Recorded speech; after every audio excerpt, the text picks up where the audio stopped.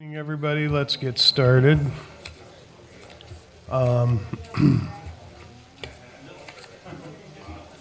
Diane, would you like to recognize the city officials that are in attendance this evening? Yes. Mayor Jamie Slutes. Safety Service Director Renee Baker. Chief Counsel Earl Wise Jr. City Engineer Alex Pitts. Director of Development Ted Hernkane. Income Tax Budget Director Lori Katagides-Borak. Is there anyone from administration I missed? That's it, President Pro Tem.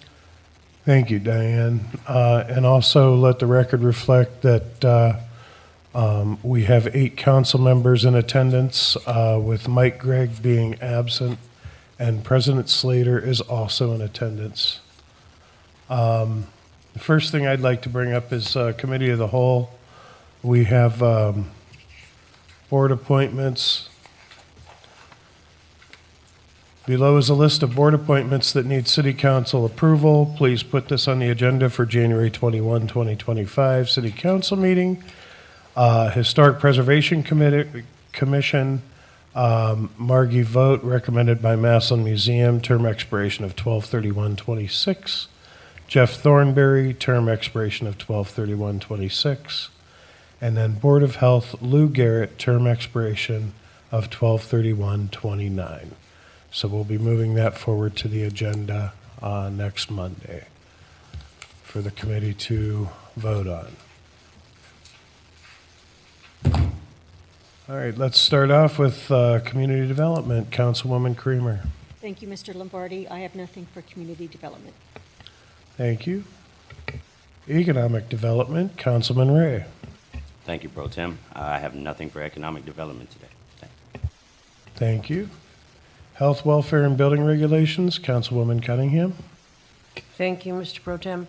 The only thing will be next Monday, it'll be up for third vote for the code enforcement, and that'll be up for voting, and that's it.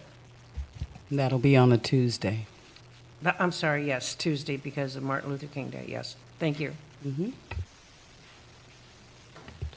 Thank you, Councilwoman Cunningham. Parks and, For the code enforcement, you're talking about the property maintenance laws? I think we need to spend way more time discussing that. okay, if nobody's ready to vote on this yet, we can retable it Monday. Okay, we can retable it, but I'll be gone for several weeks due to the surgery that's coming up next week. So, Indefinitely.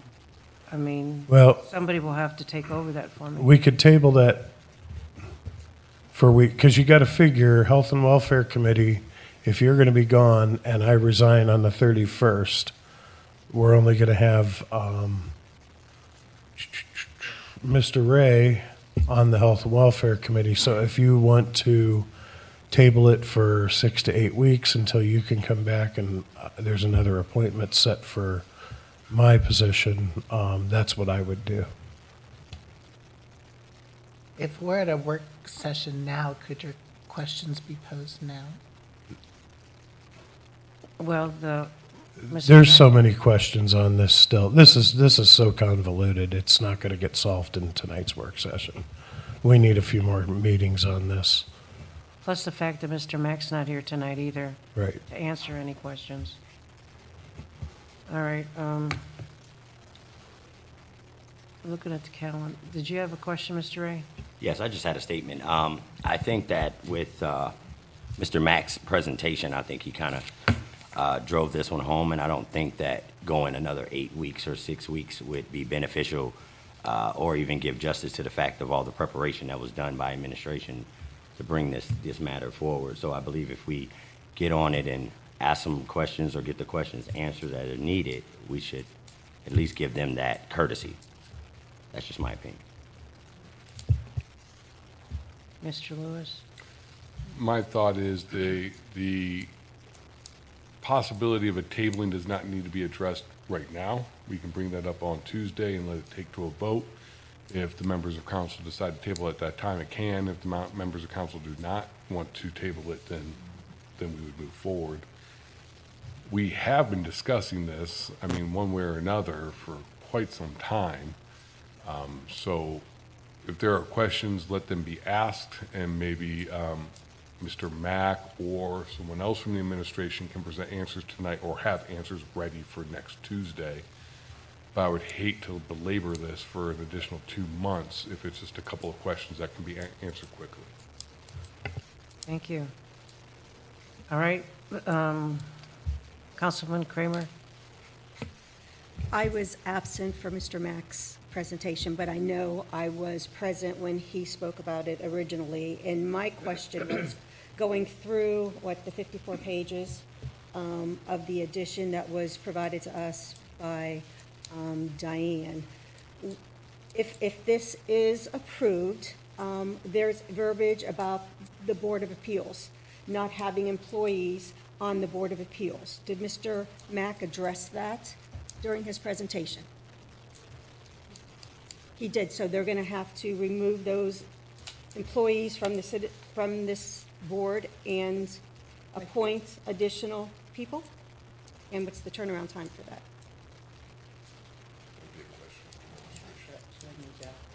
Is there anybody from the administration that could answer that question? Mr. Hernkane's coming forward.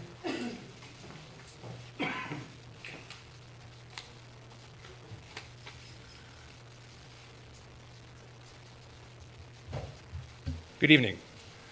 Mrs. Kramer, that was your question, right? The IPMC does significantly change, and I think Mr. Mack alluded to that in weeks prior. It does significantly change, we think to the better, our Building Board of Appeals process. Now, should that materially change the format of the board, yes, that board would then be changed probably pretty quickly as soon as this would be adopted. Okay. So there are going to be some significant changes if this is approved, along with, just going through stuff. There's very precise language in all of the sections. Very precise language with material used when boarding up vacant buildings. The material they use, the screws, how you're going to place those secured screws. Is there going to be a length of time that you're going to have to educate staff, all staff, and purchase the required materials if it does not meet those specifics in here? That's kind of my concern. We're wanting to push this through, but there's a lot of specifics that have to be changed or purchased or whatever the case may be. So we are already looking into the testing materials that IPMC goes off of for the certified property maintenance manager, whatever the language is that they would test on. They use the prior version, so they're using the 21 version of the materials to take the test, which we already have in the office.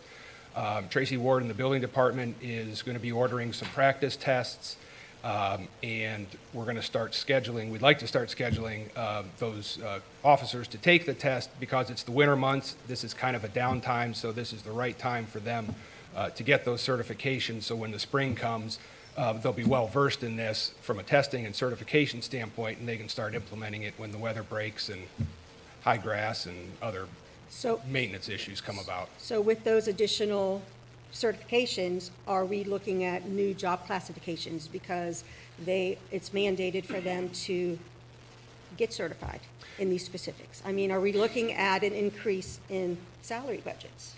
Just trying to understand what's going to be taking place if this is approved. Realistically, I think they are underpaid to begin with for what they have to do, but this wouldn't necessarily cause for an increase in pay. I mean, it's something that I think should be looked at overall, but one wouldn't necessarily trigger the other.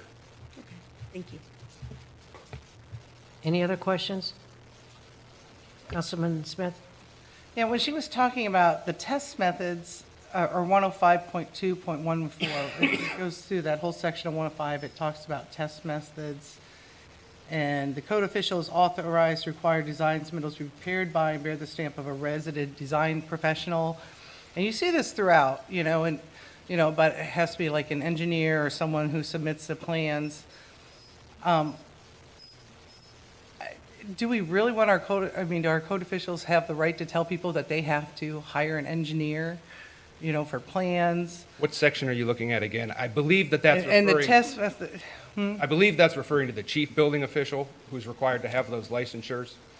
no, it's about their power, that they can require qualified engineers, specialists, that the code officials feels acceptable, that the code official can require. Again, what is the code section you're looking at, please? 105, page 10, 105.21. And the cost of that professional opinion will not be to the jurisdiction, it'll be to the person. Can I speak to that? 101 what? 105.21, 5.21. and then you get into Well, Mr. Hurricane's looking at it. Mr. Ray has, 105.2. I can slightly speak to that. So in residential, you do not have to have plan reviews unless you're changing the zoning. So if you take a 2-unit to a single family, then they would require drawings. But those drawings does not have to be architectural drawings, they can be pencil drawings. You just have to locate or identify everything or every function that is going on in the home. If you're reframing, that's already in our existing code, where you have to have these drawings. These drawings are needed. The only time they require any plan reviews or any of those aspects is if you're redoing the entire house. If you're taking everything down and you're building a new structure, they need to know the plan so that the inspector can inspect and identify everything that's being built. Correct, but in the past, like if someone wants to build a garage, they can draw it up and submit it themselves. When you read through this, it's like we're requiring them to have an architect or an engineer do those plans. Well, that would only be in situations where that is actually required to get a building permit. This refers to code official and deputy code official. Some of their duties in practical terms, that's the chief building official and code enforcement between deputy and regular. So there are a lot of instances where in order to get a building permit, the building department does require people to submit plans or sketches or certified. I mean, that's pretty common. Now, whether But code the- actually does that or it's We building do department. require it now, but it does not have to necessarily be done by an engineer or an architect. I mean, you can put, like, someone wants to build a garage now, they can make their own plans and they'll come out and inspect and they can build it themselves. When you If read the through building this, it official makes it- approves that. If they approve it. But when you read through this, it makes it sound like you have to have that professional design your plans. I just want to clarify, what we're discussing is code, not building. Correct. So once you get through building, I don't want to say building trumps code. Well, you can say that. Building does trump code. So if you get through building, then code just has to enforce what building is already approved. And a lot of that is from the state building code, which is written by the same folks that did this. So you're going to see a lot of similarities to try and keep them as cohesive as possible. I guess my recommendation would be if you have any interpretation-related questions, you can send Edmund an email, or he will be here next Tuesday. If you want to ask those questions ahead of time, you can do that. But I agree with Mr. Lewis on that. Councilman Lewis? I just wanted to say, initially, when this was presented, I wasn't a fan. I just didn't like it at first. But as I've dug and done a little bit of research, I have been swayed, and I'm probably more moderate leaning in favor. And there's a couple of reasons why. One, was about a year or so ago, I was called to a court hearing, and I had to represent the city for a structure that was built on a person's property. And the structure did not abide by current code. And they violated code on 3 or 4 different accounts. That structure still stands, and the court found in favor of the landowner. And in my opinion, I'm not saying this is a legal opinion, but in my opinion, one of the reasons it still stands is because our current code is a mismatch of 70 years of different administrations and different councils adding this, taking that, doing this, doing that. And so there is a lack of congruency, which creates conflicts and struggles in interpretation and enforcement. When we adopt something like this, I think you have professional organizations who assure that there is consistency through all steps, building to code to whatever, and it provides us a stronger legal basis to hold violators accountable. So that was one thing. The other thing is that I started speaking to some of my friends who are investors, who I believe are good investors. I might be biased because I know them. And their opinion is IPMC is a good thing for cities because it provides them a consistency across communities. So they know when they come to Massillon, North Canton, Alliance, Canton, wherever they're investing, they know what is expected of them. And so they can just do the same thing across all lines. And I'm a big supporter, I know this might not be popular, but I am a supporter of responsible and reliable landlord-renter relationships. So people who want to do it the right way for those who cannot own. And those people want to see that consistency. The people that want to get through loopholes want to see inconsistency so they can take advantage of them. So that's why I've started to lean to being in favor of something like this, because I think it will provide us a better legal basis and a stronger consistency that will encourage better investment. Thank you. Totally agree. Can I add something to that? I think that's very well said. Last year, we spent significant time working with code, trying to figure out where some of the problems are. When the mayor took office last year, literally the first day, the first thing we asked code enforcement was, we want to see the list of your cases that are not closed out. It was about this thick, and it was 400 to 500 cases that were open that go back 4 to 5 years. We knew there was a problem at the tail end of the process with finality, implementation of whatever penalties our current ordinances state.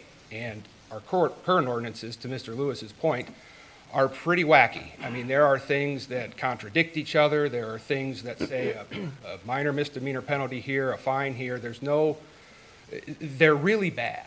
And we could take weeks upon weeks with the law department, going line by line, trying to make the legislative request changes to send to you all. And honestly, it's going to end up looking like this anyway. And that's why, as a model code, my ask to you all would be to please look at this in its totality and not get hung up so much on one line here, one line there. I've read it a couple times. There's things that I think are a little goofy too.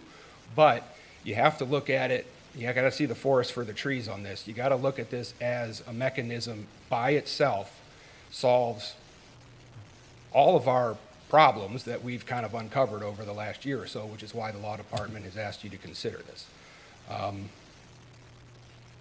If you have any questions, I would, from a legal standpoint, that Mr. Mack might be able to answer better than I, please feel free to reach out to him. I'm sure he'll give you an answer.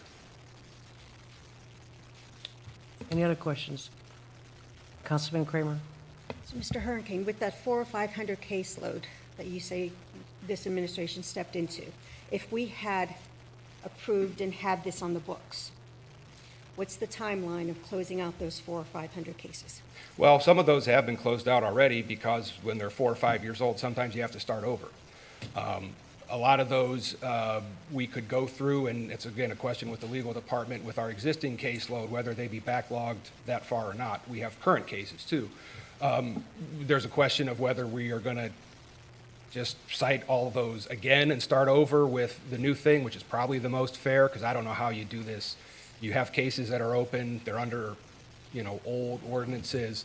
I did have a preliminary chat with Mr. Mack, and I think that's where he's leaning. I'll let him speak to that himself, but I do think that we would want to go line by line and check those and see and match them up with existing IPMC codes and kind of start over, because after 4 or 5 years, I mean, there was just no conclusion to those. They got to a point where they ran their whatever process they ran at the time, and the current ordinance really didn't allow for any. Maybe they went to the Building Board of Appeals, maybe they didn't. I mean, we're trying to make some sense out of some weird stuff.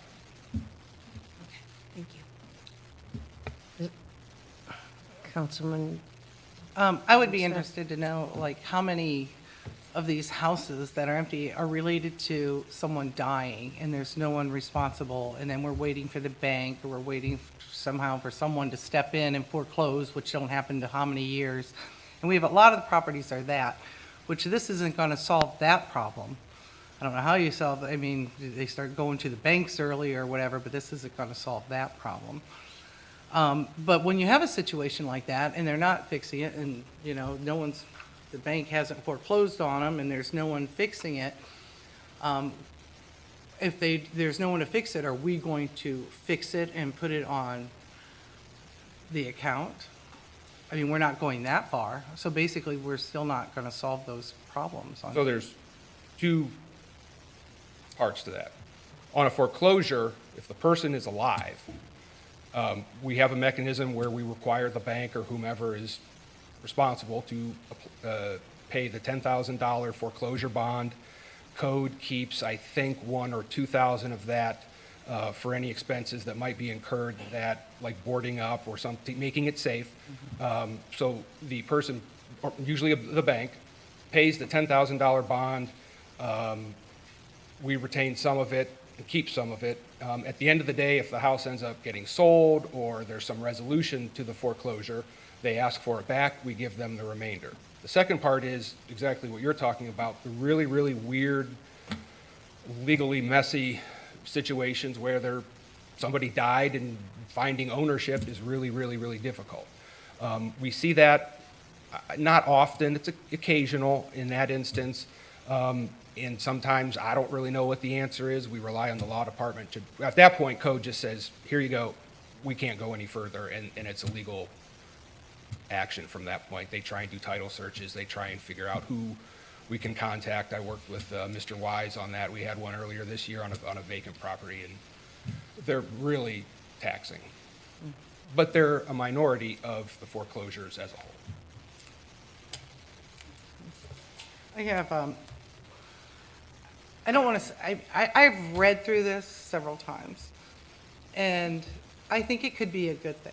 And I see how other communities, but not everything applies to everyone. And there are so many things in here, I think, that we should be changing so it fits our community. For example, you know, like we have rural areas, like you said, with the poison ivy, like we should take that back, you know, as far as there's just, you go through different things and it's just, it doesn't matter. We have multiple people who pick up our trash in the community. They provide this. You know, you go through this book and it says you have to do, you know, what their required trash receptacles, that trash can only be put in that. Well, I have unlimited trash.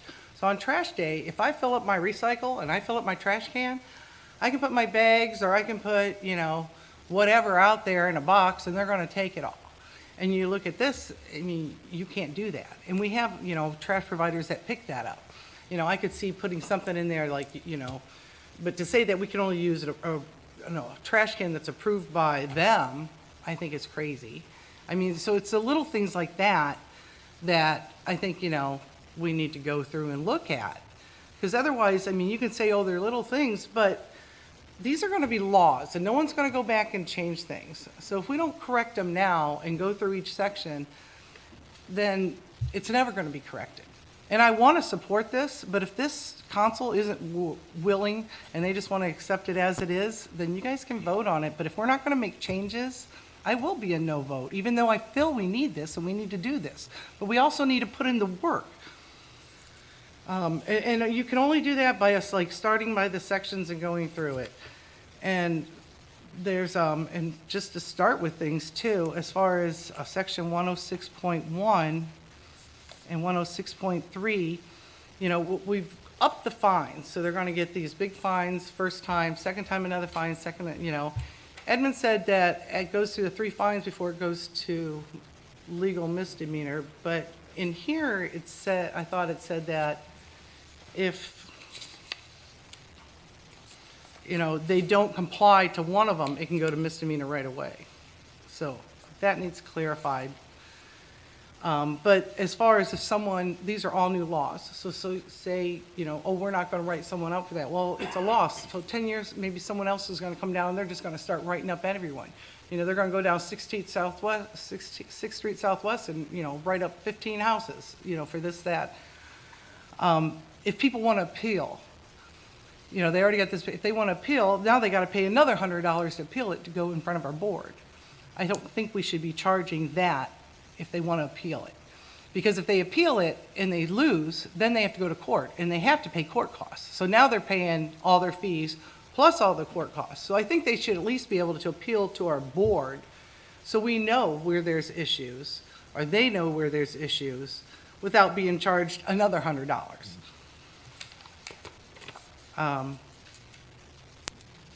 But I don't know, how does anyone feel about that? Are you guys all okay with it? I mean, you guys are all fine with it? Are you Well- guys willing? I think we should remove that. I think if they want to make an appeal, we should remove the $100. I'm sorry. Holly Brian sorry. Booth. I think by the time they've gotten to the appeal process, we've had conversations, we've had letters, we've had interactions, we'd have opportunities to fix and mitigate all the things that are wrong. So I think if we're coming to appeal process, and they're spending the time and money, if they're that vested, they can be that vested. I think there are definite cases that I can think of in my dealings with our community, from commercial to residential, where we need to hold people accountable to a stronger degree. You were talking earlier about the foreclosures and the vacant houses and how, you know, they're poor little ladies who passed away who just sit there empty. The ones I think of have been sitting there empty for decades with ownership, no fines, no consequence. They're blighted, they're ransacked, they're a mess, and they're causing havoc and health and safety concerns to neighborhoods. And the landowners are gone. They're in Vegas, they're in Florida, they're somewhere that's not full of snow right now, and they could give a rat's you-know-what about our community. So I think if we have tougher laws that will help us clean up and make us a sustainable, strong structure of a community with a healthy neighborhood, that's what we need to do. Councilman Ray. Yes, and to piggyback off of that, thank you. I just don't want to be in a situation where where code enforcement had sent out multiple code violations to a certain landlord, and there were people actually living in this home, and the home should have been on the demo list, or people shouldn't have ever lived in it. And if code wasn't enforced and there was smoke detectors put in this home, 4 people would have died because the house burned down. But code enforcement's hands were tied in this instance. So if this will prevent that from happening, maybe we shouldn't get to a point where somebody does die. This will prevent anyone from even having to deal with those conditions. I mean, these people were taking their plumbing or whatever, their feces, and dumping them around the corner. This was the only place that they had to live, and the landlord took advantage of that. So with that being said, I think this is what we need so that we can prevent that from happening in our city. Lewis. I hear the concerns, and I think many of the concerns are valid. My recommendation at this point, to make the legislative process workable for everybody, would be probably through the assistance, I would assume, of Mr. Mack, just because he would have the know-how, would be to take your top areas of concern, such as the fees and whatnot, and see if he'd be willing by next Tuesday to draft an amendment, an alternative that you could present to council. And then at that time, we can either choose to amend, table for 2 weeks for further consideration, or to not consider. You know what I'm saying? Like, I think what we need at this point is, we've had a lot of conversation, and I hear a lot of good points, but I need to see, personally, I need to see an alternative road. Does that make sense? And I don't have an alternative road. All I have is still this road with concerns. So let's get that alternative road created, and then if council decides that that's a valid thing that we need to walk down, we will. But in the absence of that, I don't know what else I can do. If that makes sense. And in your alternative road, I would like to see an exemption for land that is zoned either agricultural or under CAUV, or potentially areas, because I represent Ward 6, which there are property owners out there that might have 5, 10, 20, 30 acres. And for some of these future codes, they could be in violation of that, and I would like to see that to be one of those. And I think we called Attorney Mack and said, hey, here's our 8 things or 9 things that we would like to be tweaked to look like this. Can you draft something real quick that we can present to council that would encompass what we have in front of us, but also acknowledge these concerns? And then we have it for Tuesday, and then that council, then we can say, okay, now we know what we're playing with. Does that make sense? It kind of puts it all into one body for us instead of just a series of conversations over 3 months where we're trying to remember all the concerns, and let's put some legs to it. So you want us individually just make our own changes and submit them back? We don't want to talk about them here? Because I think, I mean, it shouldn't be my opinion or John's opinion, we should be discussing them. And we want to I think move if on. the reason I'm saying that, if those of you who have the biggest concerns go to Edmund Mack and let him compile those concerns, is because if we just do it through conversation, we're gonna be doing this for a year. If we go to Edmund Mack and have him compile one time, it'll at least take that year and truncate it real quick for us. And it will help us decide what road we want to go down. Mr. Lombardi? Thank you, Councilwoman Cunningham. I do believe, and this is what I was trying to say earlier, we need a little more discussion on this. Well, I just see council split on this, and I don't see that we're coming to any understandings, as a whole, that that everybody's comfortable that this would be a successful program. So, yeah, I will agree that take your questions that you have, email them out to Mr. Mack. I don't believe I would put this up for a vote on Tuesday. I'd at least table it for another 2 weeks and give everybody another chance for one more discussion, and then, and Mr. Mack to answer their questions. And make sure you put your questions out, okay? Don't put 5 questions in front of Mr. Mack this week and let him answer them, and then come back to council with 10 more, okay? Get your questions out and answered so we can put this to bed one way or another. And I think that's probably the best approach that we can take. Thank you.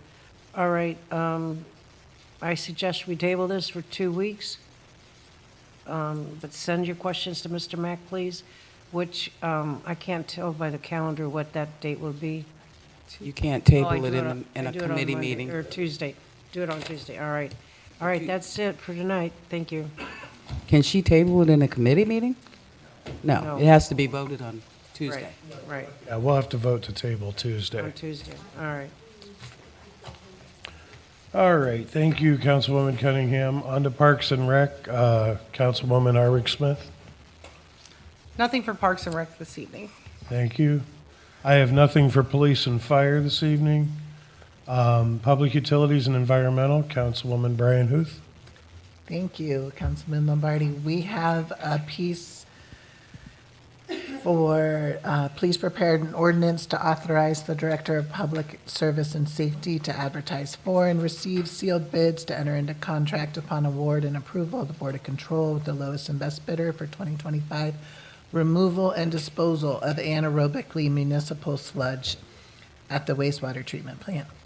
So this is a 3-year contract. The estimated cost is $525,000. Our current 3-year existing contract expires March of '25. So if City Engineer Alex Pitts would like to come up.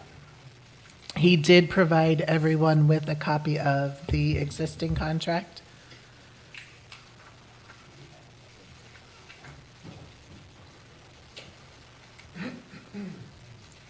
And it looks like the existing contract amount was $525,295.